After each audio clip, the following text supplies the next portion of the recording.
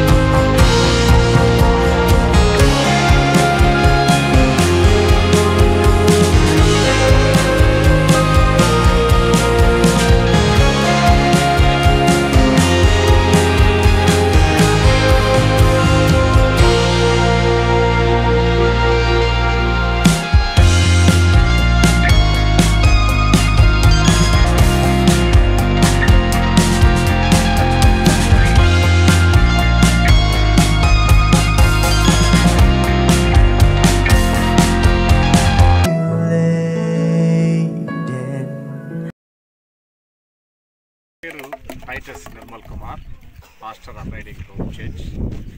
మరి ఈరోజు చాలా దూర ప్రాంతానికి వచ్చి మేము పేద ప్రజలకి ఆహారము, దుప్పట్లు, చిన్నపిల్లలకి బట్టలు ఇవ్వడం జరిగింది.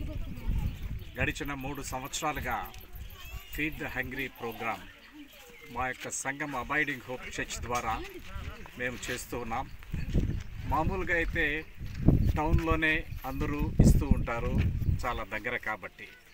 కానీ మేమైతే చాలా దూర ప్రాంతాలను ఐడెంటిఫై చేసి గుర్తించి ఎక్కడైతే నిరుపేదలు ఉంటారో వారి మధ్యలో మేము ఈ యొక్క సేవను మేము చేస్తూ ఉన్నాం. మీరందరూ కూడా చూడొచ్చు, వీరందరూ కూడా చాలా నిరుపేదలు.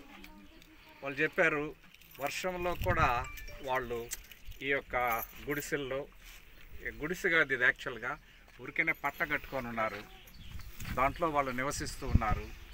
వాళ్ళు చాలా దౌర్భాగ్యమైన స్థితిలో ఉన్నారు. పనులు సరిగ్గా లేవు, వాళ్ళకి డబ్బులు సరిగ్గా లేవు, అనారోగ్యం ఉంది, చాలా బాధపడుతూ ఉన్నారు. మరి దీనిని మా యొక్క వాలంటీర్స్ గుర్తించి మమ్మల్ని చాలా దూరం తీసుకొచ్చారు. రోడ్డు చూస్తే భయంకరంగా ఉంది, చాలా టైం పట్టింది మేము ఇక్కడికి వచ్చేదానికి. కానీ మేము వీరిని చూసిన తర్వాత భవిష్యత్తులో ఇంకా మంచి కార్యక్రమాలు వీరికి చేయాలనే ఉద్దేశము మాలో కలిగింది. ఇంకా మేము ఎక్కువ కార్యక్రమాలు వీరికి చేసేదానికి, మేము కూడా బతకచ్చు అనే ఆ యొక్క నిరీక్షణ వీరిలో వచ్చేదానికి మేము ప్రయత్నం చేస్తాము.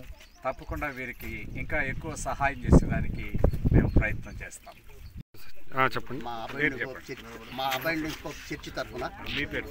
మా అబైడింగ్ హోప్ చర్చి తరఫున మా సర్వోదయ కాలేజ్ ప్రిన్సిపల్ గారు Shri reverend doctor Titus Nirmal Kumar sir ఆధ్వర్యంలో ఆయన నాకు తెలిసి గత 3 సంవత్సరాల నుంచి సేవా కార్యక్రమాలు చేస్తున్నారు. ఉచితంగా భోజనం పెట్టాలంటే ఎలాగా ఆటోల్లో వద్దు అయ్యా, ఒక వ్యాన్ కూడా కొనేశాడు. దాని నిమిత్తమై ఆ వ్యాన్ కూడా వెనకాల ఉంది, మీరు చూడొచ్చు.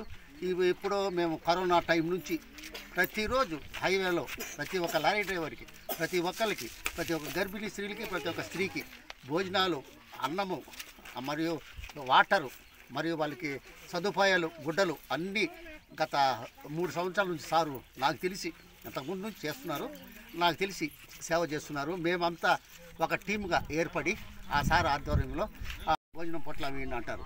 ఈ భోజనం పొట్లంలో ఫ్రైడ్ రైస్, ఒక గుడ్డు, ఒక కర్రీ, అంటే ఉల్లగడ్డ తాలింపు మళ్ళీ దాని కుర్మాలాగా ఉండాలి. ఒక అరటిపండు మరియు వాటర్ ప్యాకెట్. మరియు ఇప్పుడు ఈ సీజన్లో మామూలుగా మనం మనుషులు ఇంట్లో పండుకుంటేనే చలి. మా సార్ ఏం ఆలోచించాడో ఏమో కానీ వీళ్ళకి అన్నము భోజనం పెడితే లాభం లేదు, వీళ్ళకి ఒక దుప్పటి ఇవ్వాలి అని సారే స్వయంగా పోయి దుప్పట్లు కొనుక్కొచ్చి ఇక్కడ ఉండే వాళ్ళందరికీ, ప్రతి ఒక్క కుటుంబానికి, ప్రతి ఒక్క మనిషికి, ఒక కుటుంబంలో 10 మంది ఉంటే కానీ 10 దుప్పట్లు ఇచ్చారనమాట. వాళ్ళు ఈ చలిలో మీరు బాగా కష్టపడి ఒక 3 గంటలన్నా చలి లేకుండా నిద్రపోండి అనే ఉద్దేశంతో మా సారు అందరికీ సహాయం చేస్తుంటాడు. మా చర్చిలో కూడా చేస్తుంటాడు. ఎక్కడో గాలివాన వస్తే ఇక్కడ నుంచి డబ్బులు పంపిస్తాడు, కేరళ నుంచి వస్తే డబ్బులు పంపిస్తాడు. మా చర్చిలో కాదు, పక్కన వాళ్ళు చనిపోయినా కానీ వాళ్ళకి ఒక బాక్స్, అంటే మా క్రిస్టియన్స్ బాక్స్ ఇస్తారన్నమాట.